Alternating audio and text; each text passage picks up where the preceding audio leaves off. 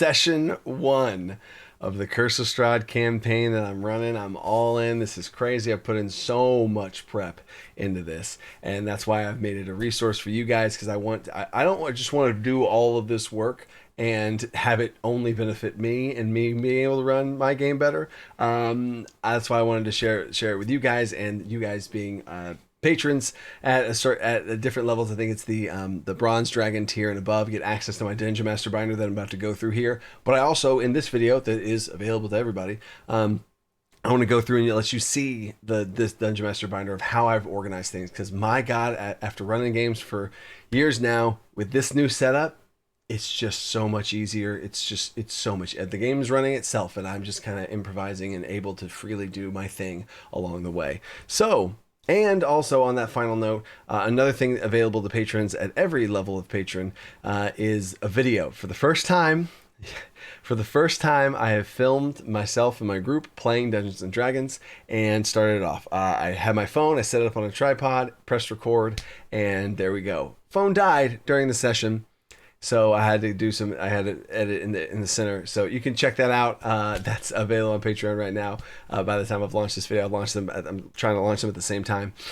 So yeah, that's going to be a thing.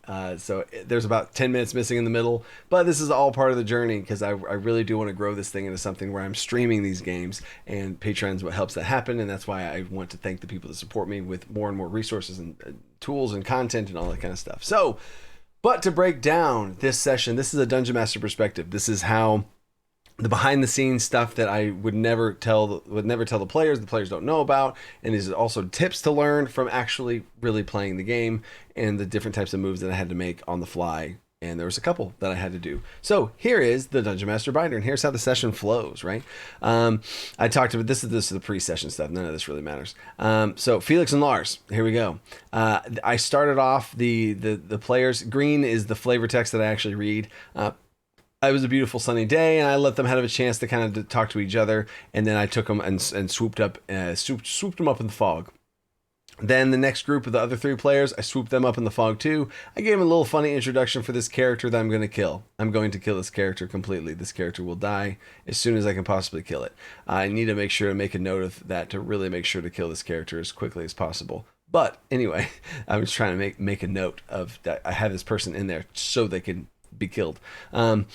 Yeah, so they did all the group introductions, and then that group was done, and then I swooped them up in the fog. Now they're in Barovia. And then, hey, enter Barovia. There's a little link that links me right to the next part of the thing, and now they're in Barovia. Intro into Barovia. These are all drop-down menus, right? That you can go further into all the rest of the world, right?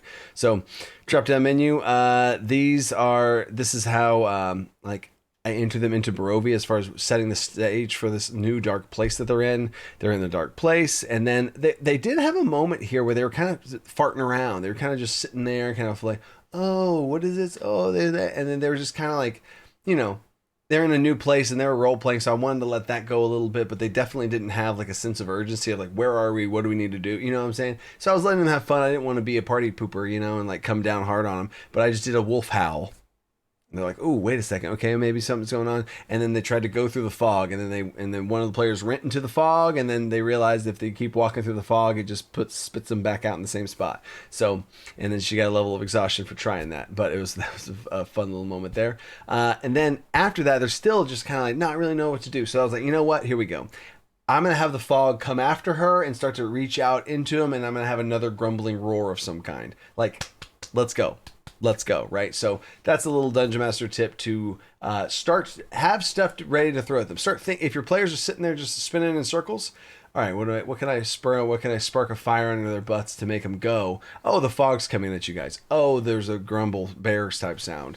And then they moved on forward, right? And then they run into the zombie bear, or how I called it, the zombear. Anyway, they had a little zombie bear. This was the first little intro combat. This was literally a tutorial combat for the group of how combat works. I used a card-based initiative system that I could probably do a whole video on, but that was a fun little introduction for that, to show that mechanic as well. So it was definitely a tutorial on 2 parts, to show the newer players, how things kind of work, let them kind of flex their characters out a little bit, and let them do their thing. The funny part is the bard and the rogue of the group. The group, by the way, I guess I should start off with this.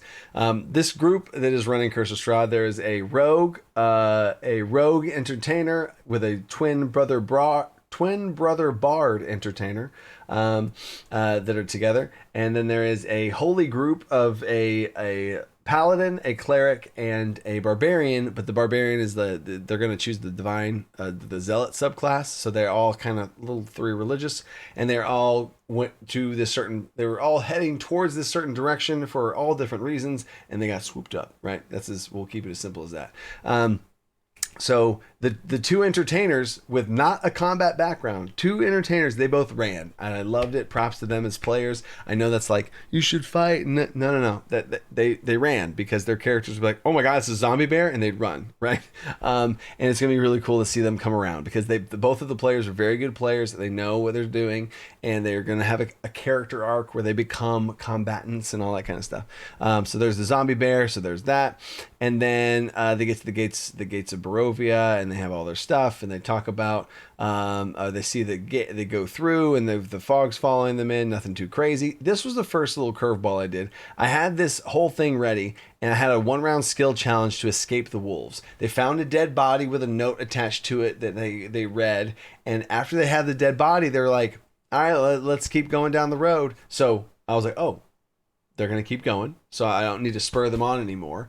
And we just had the zombie bear fight. We kind of like the wolves are already there. I wasn't feeling a skill challenge. And that's rare for me to not feel a skill challenge. But I wasn't like, no, I need to throw a skill challenge up. So this was a skill challenge I scrapped. I scrapped this entirely. This entire section from here all the way down to here, all of that was scrapped. I did not do a skill challenge. This would be like an escape-based skill challenge. There's wolves coming. What are you doing? Right? I didn't really want to have the wolves come in and attack them like that. Everything seemed fine. Like the vibe of what was going on was feeling right. So I didn't think it was needed for a skill challenge. So I just skipped entirely over it and let them continue on forward to Durst Manor. And now I click here, and now we're in Durst Manor, which is Death House. If you don't know that, Death House is one of the optional things you can start off Curse of Strahd with. I like my version of Death House. I might have a whole video and a whole thing of what I've done here with Death House. This took 40, 50, 80 hours I've spent on this alone, just Durst Manor. Oh, what? Undo that. No. Okay. Just Durst Manor alone has been a lot of work for this. I've redone the lore of it. I've redone the mechanics. I've redone a lot of stuff in there.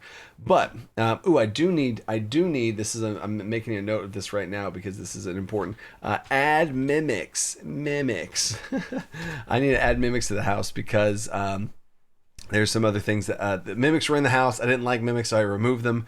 But I do like the vibe of mimics, and it fits into the house's lore, so I'm putting them back in. But yeah, so anyway. So prep for Durst Manor. All of this stuff is all the stuff that happens beforehand. The history of the Durst Manor. That's all different stuff that I have baked in here in this resource. And all of my versions of things, even like the flavor text of what's said and read, and I type out my own flavor based on all the different things of what I want to say and what they, taking inspiration from lots of different sources, which I'll have all linked in this document as well. Intro hook, here we go. We are getting into the farmlands, and I painted the picture of I need to get them into the Death House, but I don't want to force them into the Death House. So there was a field of scarecrows to the left, there's a town to the right, and then you could go straight down the road, right? And I had options for how I corral them back in under all of those situations, how I lead them towards the town, right? And then they get to the town, and they see the Rose and Thorn with the two little Durst children, and then they asked for help and their parents, and they followed into it. One of the players was a bit more like let's help these people than the other, so I appreciate that. And then they were going down the path towards Death House, which two of the players at a meta level knew about Death House, but they went along with it, and I tried to not hide it. I did not call it Death House. It was just a mansion. I don't even think one of the players knew that it was actual Death House until they entered into it, and they're like, oh, okay, here we go. So this was an easy kind of like, hey, help us come do this whole thing, and then they bought it. And just in case they didn't bought it, I had extra hooks and extra NPCs to bring in just in case, to have them lead towards the house. And my third option, if if the kids trying to lead them to this house didn't work, and the other NPCs leading them to the house didn't work, the fog was just going to surround them, and the fog was going to slowly encroach in and push them into the house, and that would have felt bad, and I would have hated that, but that's the third option, right? Because at some point, what are you going to do? You're playing a module. Come on. So now they're in the manor, and here we go. All of this entire thing is the manor all the way through, ritual chamber and everything all the way down. There's so much stuff here. Getting into the entrance door, they go in the entrance. So now I'm not going to go through each one of these whole things. So basically, in fact, let me see if I can pull up the image here where I have the. There we go. Let me slide it over here. Bop. Is this gonna work? Yeah. All right. Cool. Oh no. Oh, where'd it go? What? All right. Now let's bring it back. Okay. Right here. There we go. Okay. So this is the house, right? So they come in the front door. They come in the front door right here. They walk in. They realize things are bad. They get in here. They're like, let's go up the stairs. But then they find this is the dining hall area. And one of the players wanted to go check it out. And they hear music. They hear noise. They hear a party going on. They open the door. No one's there. Spooky.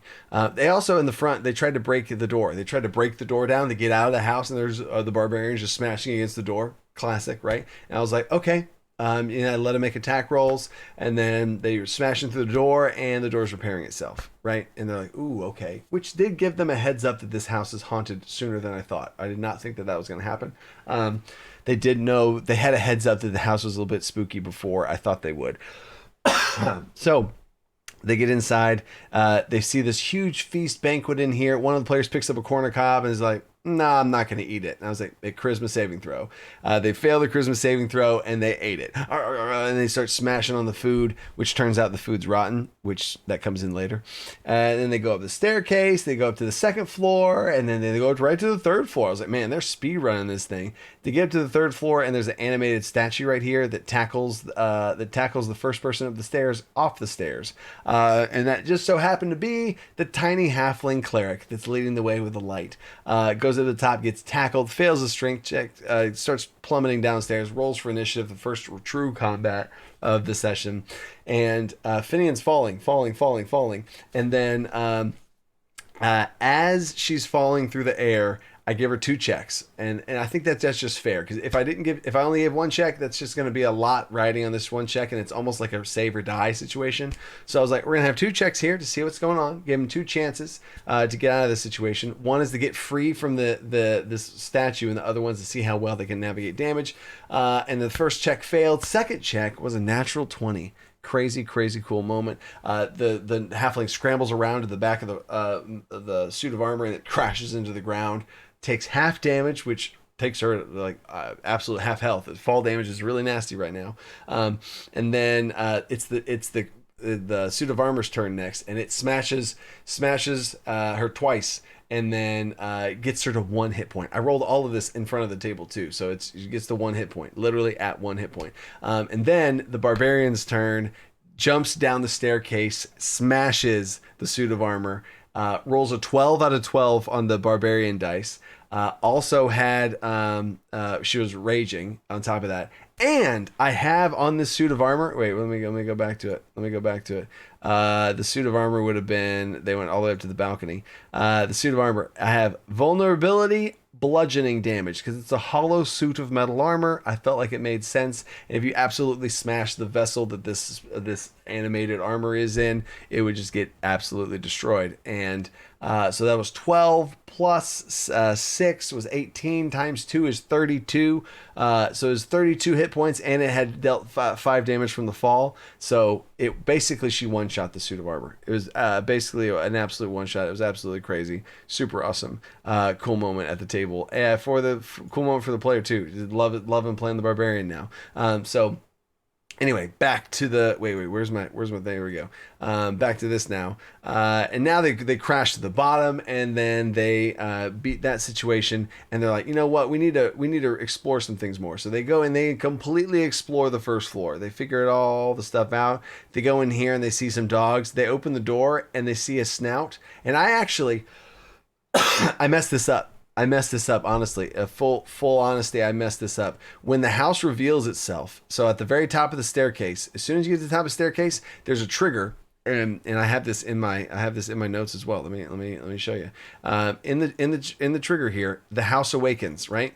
So the house awakens. It reveals itself that it's haunted and gloomy and doomy, and it doesn't have all the nice, pretty things on the walls. It's actually all rickety and nasty. The house reveals itself. If you've eaten food, become poisoned. So that player that ate the food becomes poisoned. And the wolves in the house awaken.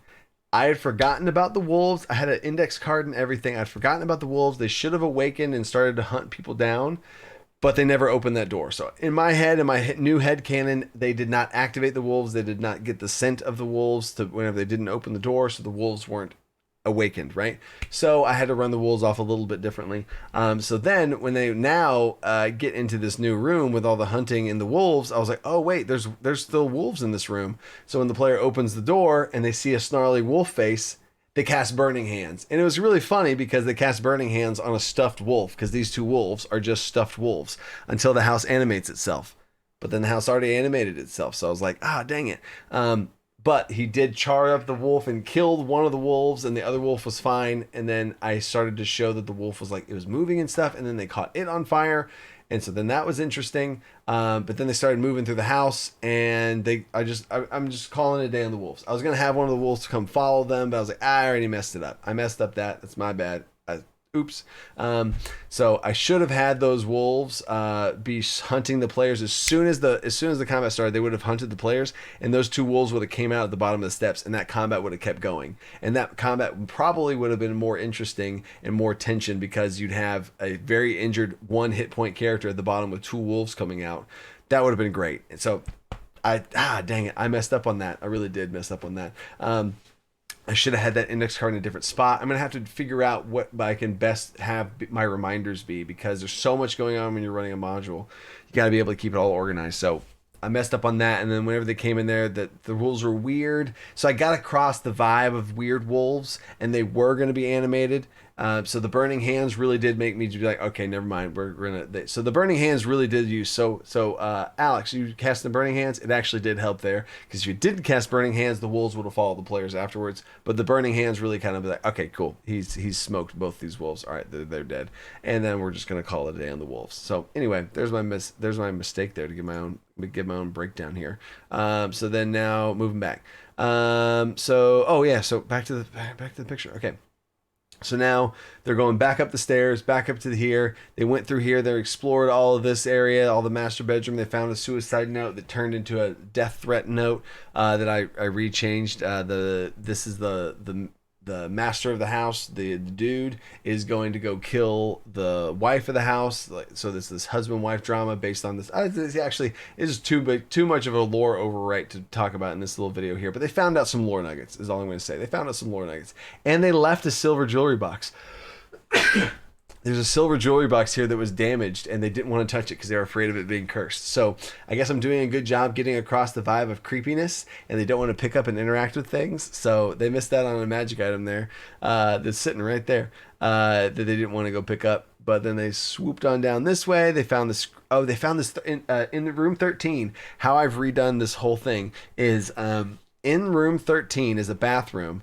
But this bathroom has the body of a nursemaid, like the nursemaid's dead body is in a bathtub of blood. Whoa, right? And then they're like, oh man, that's crazy. So he killed a nursemaid. That's nuts. And so then they go back through here, and then they working their way through. They come in here, and they're like, oh wait, there's the nursemaid. And so like they're right here with the nursemaid, and the nursemaid's in this corner crying, there's a nursemaid in the corner crying, and she pulls her hands away from her face, and her skin sloughs off, and it's the same nursemaid that they just saw dead, but this is her spirit essentially, and this specter flies out towards them. Whoa, right? And that's where we ended the session. So right now, this nursemaid, and I thought I messed this up too. I thought I messed it up to where the nursemaid is supposed to be non-hostile. The nursemaid was supposed to be non-hostile. They would talk to her and they would interact with her. But one of the players threw a dagger at the nursemaid. That's a hostile action, so she attacked, right? So a non-hostile encounter has now been turned into a hostile encounter with a very, very, very scary, deadly ghost creature. So this might not be good. This might be bad, especially their way out is going to be talking to it. Their best way out is talking to this nursemaid. that's the best way out. So I'm going to heavily role play the nursemaid at the beginning to say some stuff and talk to them and see if anyone talks back.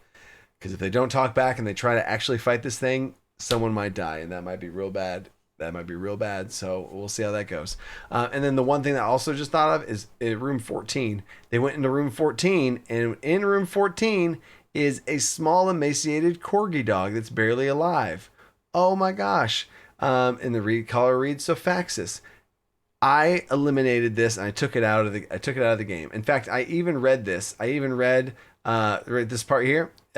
Stools and beneath a soil you hear I literally read you hear a, and I realized that I wanted to take the dog out, and I said, oh, I know, that's all that's in the room.